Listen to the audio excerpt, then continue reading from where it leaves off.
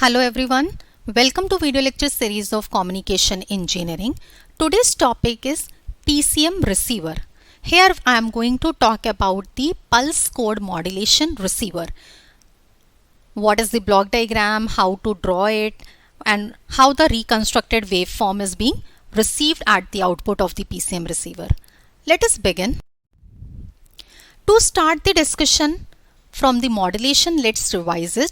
Modulation, it is the process of changing carrier signals parameter. See here the parameter of carrier signals are changing. Parameter may be amplitude, frequency, phase accordingly, as we have already discussed in the previous videos. So parameter of carrier signals are changing by the instantaneous values of the message signal. We have already discussed the categories of modulation, analog modulation, angle modulation, digital modulation. So in detail we have discussed about it. Here I am talking about the pulse code modulation. So pulse code modulation is digital modulation technique, and conceptually PCM is very simple to understand, and this was the first method which was developed for the digital coding of the waveforms, and nowadays PCM is mostly applied to all digital coding systems, and even it is widely accepted as the standard also. And when you have to explain the overall working of the PCM or overall function, so here the message signal is first sampled, and then amplitude of each sample is rounded off to the nearest value, and this particular process is known as a quantization. It means both amplitude and time are in the discrete form. This means in PCM both parameters, which is time and amplitude, they are expressed in the discrete form. So these are the three processes which is being done in PCM. The three steps are sampling, quantization and coding. And in PCM, the message signal is represented by a sequence of coded pulse.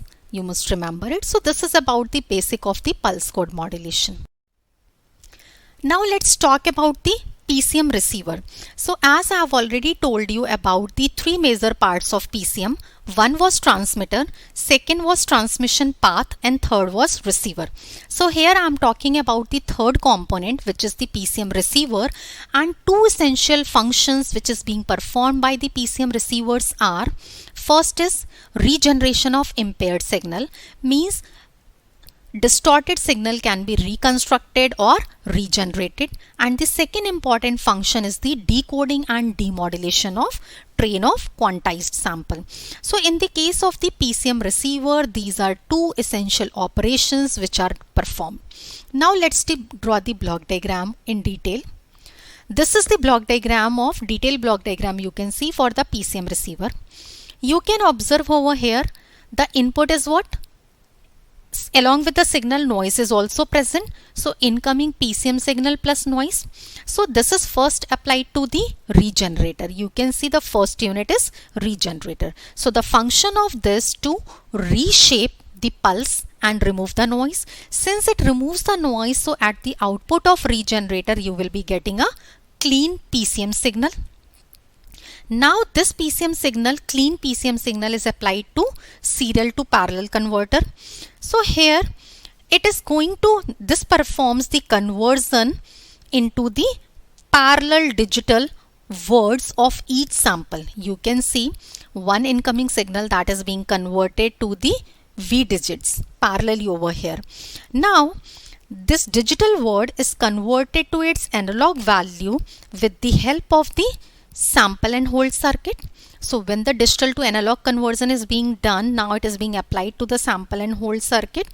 It means now its conversion is being done into the analog form, means input is here, and this sample and hold circuit gives you the output xq times t, digitized level. And now this signal, this is being applied to the low pass filter, and it has to pass through the low pass filter whose cutoff frequency is FM.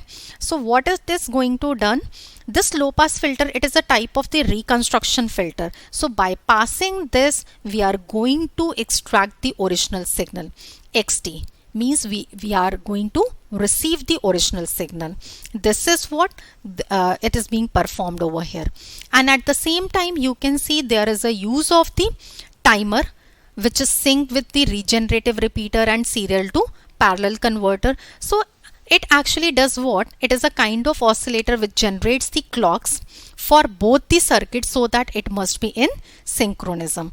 So regenerator, serial to parallel converter, low pass filter, all must be in synchronism, right?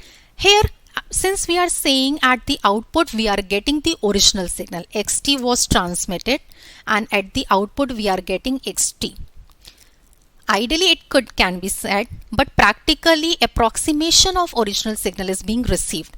And this is why, because during the entire process of the sampling, quantization error is being introduced. So since quantization error is being introduced, that is why we always say that we are going to get the approximated signal at the output. So what is our objective over here? This quantization error, it must be kept minimum, right? So this quantization error must be kept minimum, or the quantization error needs to be reduced, and it can be reduced by increasing the binary level. So when we are increasing the binary level, it means we need to assign extra bits, extra digits over there, and this is going to increase the signaling rate, as well as the transmission bandwidth is also required. As you can see over here, V digits you are getting, but if you are increasing, then these will be increased, means transmission bandwidth is more required over here. It means quantization error needs to be minimized, but at the same time these parameters, means signaling rate, transmission bandwidth, they need not to be increased a lot. That is why the choice of these parameters, it must be made very religiously, and it must be made in such a manner that noise, which is because of the quantization error, it must be kept as low as possible, means it can be kept as low which is in the tolerable limit. So in this way you can draw the PCM receiver block diagram, and you can explain the function of each and every block. This is what I have listed out over here, the function, and here you can see the reconstructed wave, how the reconstructed waveform you are getting at the output. You can see from the samples, now you are going to extract the original signal. Xt is the original signal which you are getting over here. Xqt, this signal you are getting at the output of the sample and hold circuit. On the x-axis we have taken time, on the y-axis the different quantized level have been taken, and with the help of this, the original signal xt is being reconstructed. So this is almost same exact to the original signal which was xt, but it is not as it is. You cannot say that it is the replication. See, so practically we are always saying we are getting the original signal received back, but in some of the cases you can see input is xt and output you are going to draw yt, or you can observe over here. So yt is the replication of xt, approximation. So in this manner you can explain the PCM receiver block diagram also. Thank you so much for watching this video.